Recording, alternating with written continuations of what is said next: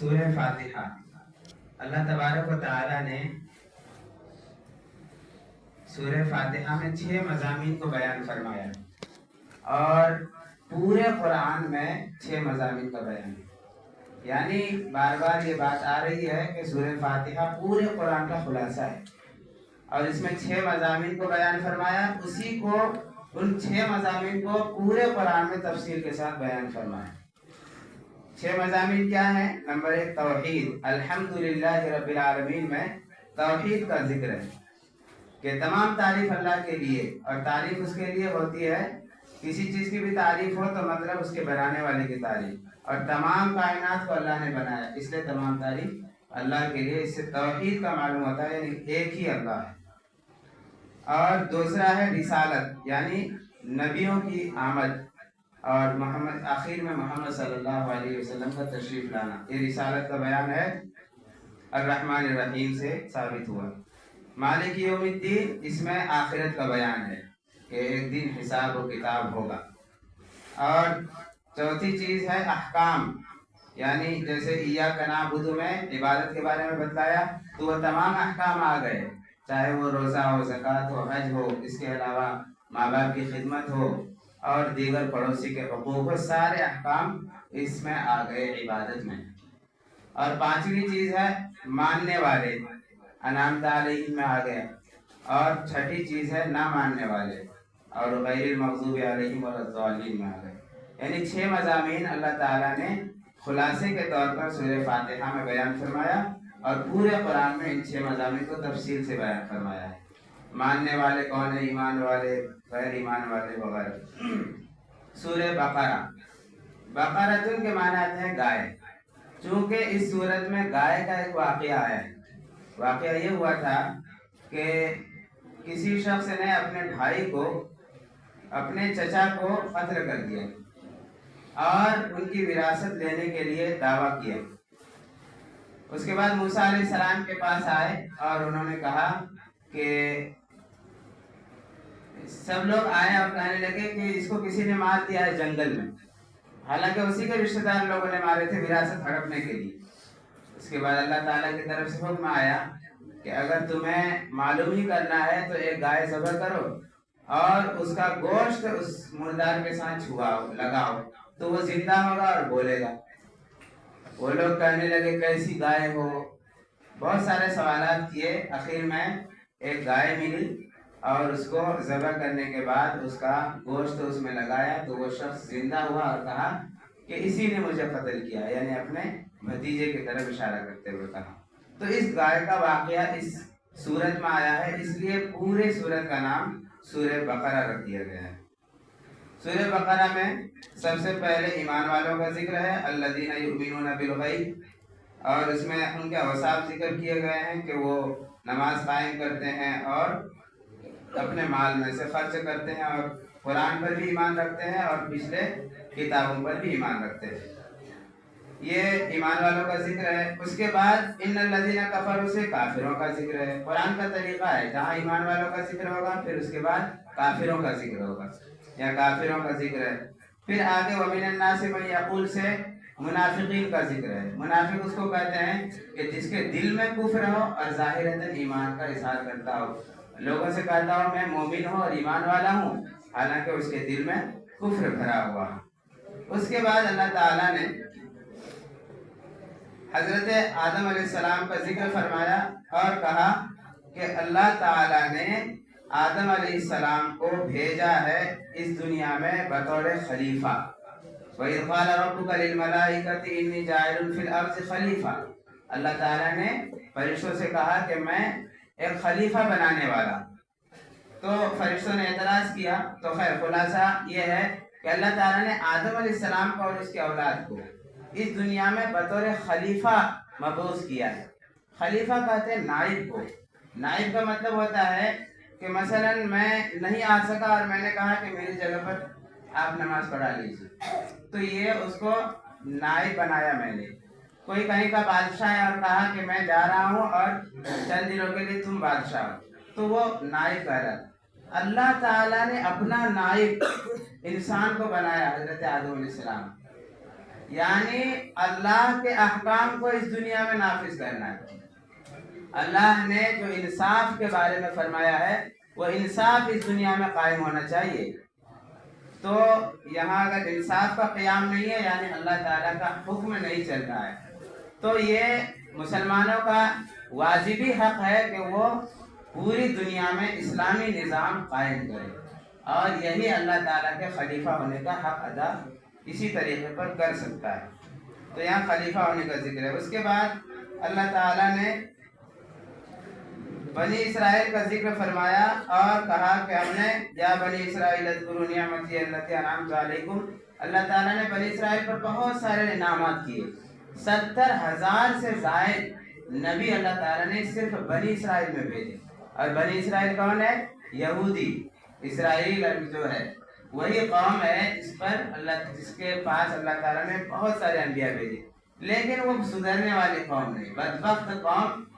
وَيَقْتُلُونَ النَّبِيِّينَ، انہوں نے نبیوں کو قتل تک کر دیا۔ حضرت زکریا علیہ السلام کے بارے میں آتا ہے کہ انہوں نے ان کو ماننے کے بجائے ان کو قتل کر دیا۔ اور حضرت نوح علیہ السلام تو خیر پہلے کے نبی تھے، ان کو بھی بہت زیادہ ستایا گیا تھا، اتنا مارتے کہ وہ بے ہوش ہو جاتے، پھر جیسے کچرے دان میں جا کر کے ڈال دیتے، کچرے جہاں ڈالا جاتا ہے، پھر ان کو ہوش آتا، وہ اٹھتے۔ 950 سال تک انہوں نے دین کی تبلیغ کی اور دعوت دی۔ تو ایسے نبیوں کو ستایا گیا، اور بنی اسرائیل پر اللہ تعالیٰ نے بہت انعامات، من و سلوہ انہی کے پاس آیا، کچھ کمانا نہیں پڑتا تھا، آسمان سے کھانا آتا تھا، اور ایسا لباس تھا کہ وہ جسم پر بڑھتے جاتا تھا، عمر بڑھتی تھی اور کپڑا بھی بڑھتا جاتا تھا۔ ایک مرتبہ جھٹک دیا کپڑا صاف، دھونے کی ضرورت نہیں ہے۔ ان کو عبادت کے لیے کہا گیا تو انہوں نے کہا کہ ہم عبادت نہیں کرتے، سمعنا وعصینا، قرآن میں آیا سمعنا وعصینا، انہوں نے کہا کہ ہم نے اللہ کے احکام کو سنا اور ہم نے نافرمانی کی۔ صحابہ نے فرمایا سمعنا واطعنا، ہم نے اللہ کا حکم سنا اور ہم نے اطاعت کی۔ تو یہ بنی اسرائیل جو ہے ان پر بہت سارے عذاب بھی آئے، لیکن تہس نہس کرنے والے عذاب نہیں آئے، تھوڑے تھوڑے عذاب آئے، یعنی مینڈک کا ہر جگہ مینڈک، بستروں میں ہر جگہ مینڈک آ گیا۔ پھر وہ موسیٰ علیہ السلام کے پاس جاتے کہ ہم دعا کیجیے ہم سے عذاب ختم ہو جائے، پھر ختم فرما دیتے۔ خون کا عذاب آیا، یعنی کہ وہ پانی پینے جاتا تو پانی خون بن جاتا، جیسے گلاس میں پانی ڈالتے تو پانی رہتا، جیسے منہ کے پاس لے جاتے تو وہ خون بن جاتا۔ تو پھر وہ لوگ گئے موسیٰ علیہ السلام کے پاس دعا کرانے کے لیے، موسیٰ علیہ السلام نے دعا کی اور وہ ختم ہوا۔ یعنی بہت سارے انعامات اللہ تعالیٰ نے بنی اسرائیل پر کیا، اور اس کے سدھرنے کے بہت سارے موقع دیے چھوٹے چھوٹے عذاب دے کر، لیکن وہ قوم سدھری نہیں، اور وہ ہمیشہ کے لیے ذلیل ہو کر رہ گئی۔ اور اللہ تعالیٰ نے قرآن میں فرمایا وَضُرِبَتْ عَلَيْهِمُ الذِّلَّةُ وَالْمَسْكَنَةُ، کہ قیامت کے لیے اس کے لیے ذلت و خواری ہے، وہ کبھی حکومت نہیں کر سکتا، اندر وہ چال بازیاں کرتا پھرے گا، اور ابھی بھی آپ اسرائیل کو دیکھیں گے وہ چال بازیاں ہی کرتا ہے۔ اور ہاروت اور ماروت کا ذکر آیا، دو فرشتے تھے، اللہ تعالیٰ نے ان کو نازل فرمایا تھا اور انہیں جادو سکھانے کے لیے کہا گیا تھا۔ یہ بہت عجیب قسم کی آزمائش تھی۔ وَمَا أُنزِلَ عَلَى الْمَلَكَيْنِ بِبَابِلَ ہاروت وَمَاروت، یعنی اس وقت جادو عام ہو گیا تھا۔ اصل کیا ہوا کہ نبی آتے تھے اور معجزہ دکھاتے تھے، معجزہ کا مطلب ایسا کام جو عام آدمی نہ کر سکے، تو معجزہ جیسے موسیٰ علیہ السلام کی لاٹھی سانپ بن گئی، اور عیسیٰ علیہ السلام مردے کو زندہ کر دیتے تھے، اور جو پیدائشی طور پر اندھا ہوتا ان کو ٹھیک کر دیتے تھے۔ تو شیطان نے کیا سکھایا اپنے پیروکاروں کو؟ جادو، کہ جادو ایسی چیز جو دوسرے لوگ نہیں کر سکتے، تو یہ معجزہ کا ٹکر کا آ گیا۔ تو اللہ تعالیٰ نے دو فرشتے اتارے، ہاروت اور ماروت، یہ آنے کے بعد لوگوں کو جادو سکھانے لگے۔ بتانا یہ مقصود تھا، دو چیزوں کا امتحان تھا، ایک جادو حرام ہے، جو آدمی جادو سیکھے گا وہ اللہ کے نزدیک مبغوض ہوگا، ناپسندیدہ ہوگا۔ تو امتحان تھا کہ جو ہاروت اور ماروت کے پاس آئے گا جادو سیکھنے کے لیے تو وہ برا ہوگا، اور جو بچ گیا وہ نیک ہوگا۔ اور دوسرا یہ تھا کہ معجزہ میں فرق بتانا چاہتے تھے اللہ تعالیٰ، کہ جو موسیٰ علیہ السلام عیسیٰ علیہ السلام دکھا رہے ہیں وہ تو ہے معجزہ، اور جو ہاروت اور ماروت سکھا رہے ہیں یہ ہے جادو۔ تو اس کا بھی ذکر آیا قرآن کریم میں۔ اور ایک یہاں ذکر آیا یا ایھا الذین آمنوا لا تقولوا راعنا وقولوا انظرنا واسمعوا، یہودی جو ہے حضرت نبی صلی اللہ علیہ وسلم کے پاس آتے تھے، منافقین مسلمانوں کی شکل میں آ گئے حلقے میں، اور سوال کرتے ہوئے کیا کہتے تھے؟ رائنا رائنا۔ رائنا کا دو معنی ہوتا ہے، ایک معنی ہوتا ہے ہماری رعایت کیجیے، اور دوسرا مطلب ہوتا ہے کہ چرواہا۔ تو وہ لوگ رائنا بولتے تھے اور مراد دیتے تھے چرواہا۔ نبی صلی اللہ علیہ وسلم کو وہ لوگ چرواہا کہتے تھے، نعوذ باللہ، اللہ تعالیٰ معاف فرمائے۔ تو ایسا لفظ وہ لوگ استعمال کرتے تھے۔ تو قرآن میں نازل ہوا کہ نبی صلی اللہ علیہ وسلم کو تکلیف پہنچانے والی کو ایسی بات نہ کہو، ایسا لفظ بھی مت کہو جس کا دو معنی ہو۔ تو اس لیے رائنا کے معنی رعایت کرنا ہے، اور اس کے معنی چرواہا ہے، تو اس کو چھوڑ دو اور کہو انظرنا۔ انظرنا کا خالص معنی ہے رعایت کیجیے اور ہمیں مہلت دیجیے۔ فرمایا یا ایھا الذین آمنو، اے ایمان والو، لا تقولوا راعنا، راعنا مت کہو، وقولوا انظرنا، اور کہو انظرنا، واسمعوا، اور نبی صلی اللہ علیہ وسلم کی بات کو غور سے سنو۔ نبی صلی اللہ علیہ وسلم کوئی بات بتاتے تھے تو جو یہودی منافقین ہوتے تھے، راعنا راعنا راعنا، ادھر سے چلانے لگتے تھے تاکہ شور ہو جائے اور نبی صلی اللہ علیہ وسلم بول نہ سکے۔ تو فرمایا واسمعوا، اور غور سے سنو، وللکافرین عذاب علیم، اور ان کافروں کے لیے جو اندرونی طور پر کافر ہے اور نبی صلی اللہ علیہ وسلم کی جماعت پہ بیٹھ چکے ہیں، ان کے لیے تو سخت اور دردناک عذاب ہے۔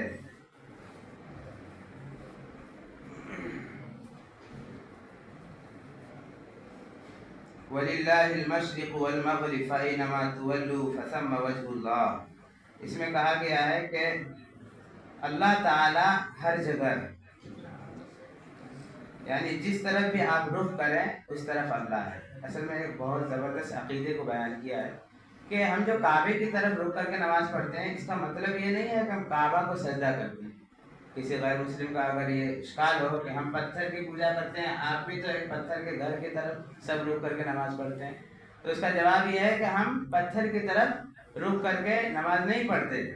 ہم کتنوں کوس دور ہیں، ہم اس طرف رخ کرتے ہیں تاکہ اجتماعیت باقی رہے، سب ایک ساتھ ہو جائے۔ ایک ہی مسجد میں کوئی ادھر رخ کر کے نماز پڑھ رہا ہے، کوئی ادھر کوئی ادھر، تو پھر عبادت میں وہ یکسوئی باقی نہیں رہے گی۔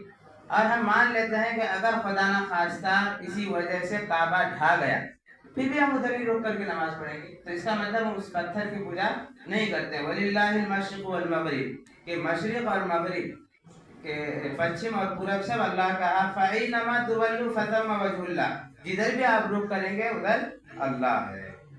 اور آگے حضرت ابراہیم علیہ السلام کا تذکرہ آیا اور فرمایا گیا کہ انہوں نے اپنے تمام وعدوں کو پورا کیا۔ اللہ تعالیٰ نے ان کا الگ الگ طریقے سے امتحان لیا کہ کافروں نے ان کو آگ میں ڈال دیا، تو اس وقت وہ ثابت قدم رہے، انہوں نے کچھ نہیں کہا، ان کے کپڑے اتار دیے گئے اور دور سے ان کو آگ میں ڈالا گیا۔ پھر اللہ تعالیٰ نے اس آگ کو گلزار بنا دیا اور پھول بنا دیا، ابراہیم علیہ السلام بچ گئے۔ ابراہیم علیہ السلام کی اولاد نہیں ہو رہی تھی، بوڑھے ہونے کے بعد اسماعیل علیہ السلام کی پیدائش ہوئی، پھر اللہ تعالیٰ نے بطور امتحان فرمایا کہ ان کو ذبح کر دو اللہ کے راستے میں، تو اس میں بھی ابراہیم علیہ السلام کامیاب ہو گئے۔ ذبح کے لیے چھری چلائی لیکن اللہ کا حکم نہیں ہوا تو وہ ذبح نہیں ہوئے۔ پھر جبرائیل علیہ السلام دمبا لے آئے اور وہ ذبح ہو گیا، جس کی وجہ سے ہم لوگ آج تک قربانی مناتے ہیں۔ آخر آیت میں ہے، پہلے پارے کے آخری آیت، آخر میں تلک امۃ قد خلت لها ما کسبت ولکم ما کسبتم ولا تسألون عما كانوا یعملون۔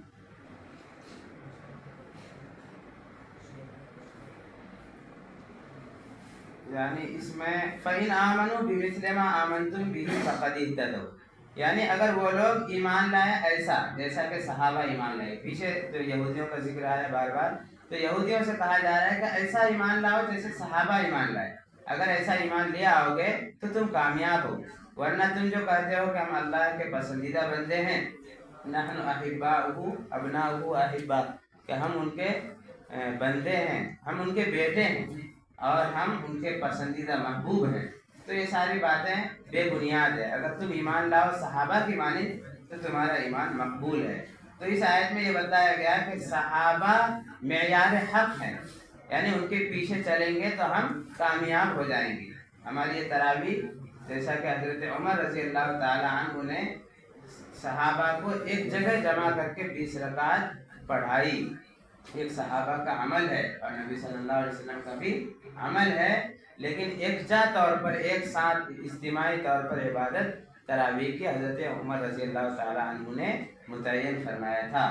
تو یہ ایک حدیث آیت قرآن سے بھی معلوم ہوتا ہے کہ صحابہ جیسا ایمان اور ان کے پیچھے عمل، اور احادیث میں بھی اس کا ذکر ہے کہ علیکم بسنتی و سنت الخلفاء الراشدین، کہ میری سنت کی اتباع کرو اور خلفاء راشدین کی سنت کی اتباع کرو۔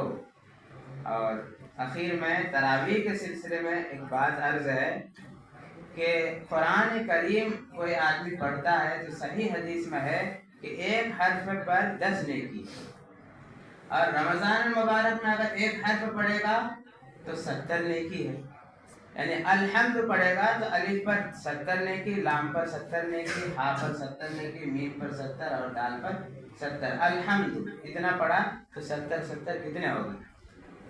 اور اگر کوئی قرآن نماز میں پڑھتا ہے تو غیر رمضان میں ایک حرف پر 100 نیکی، تو رمضان المبارک میں نماز کے اندر قرآن پڑھے تو ایک حرف پر 70 100 یعنی 7000 نیکی ایک حرف پر، آ پر 7000 نیکی، لام پر 7000، اس طرح کر کے الحمد میں کتنے ہزار ہو گئے۔ تو تراویح میں اگر کوئی آدمی مکمل قرآن سنتا ہے پڑھتا ہے تو اس کے ثواب کی گنتی نہیں، بے شمار ثواب ہو جاتے ہیں، آدمی گنتی کرنے بیٹھے تو مشکل ہے۔ تو گزارش ہے کہ 2 چیزوں کا لحاظ رکھے تراویح میں۔ پہلی تو یہ کہ عبادت تھکنے کا نام ہے، اپنے آپ کو تیار کریں کہ ہم تھکیں گے، اگر پہلے سے ہی جلدی بازی کریں گے، کیونکہ ہم 5 وقت کی نماز پڑھتے ہیں تو تھکتے نہیں، لیکن تراویح کی نماز ایسی ہوتی ہے کہ ہم تھک جاتے ہیں، تو اپنے آپ کو تھکانے کی کوشش کریں کہ ہم تھکیں گے، اور اپنے ذہن کو تیار کر لیں کہ ہم آج تھکیں گے۔ یہ تھکنا اگر اپنے آپ میں منا لے ذہن کو تو پھر آسان ہو جائے گا۔ اور دوسرا اس ثواب کی امید رکھے کہ ایک حرف پر 70,000 نیکی ہے۔ اللہ تعالیٰ ہم سب کو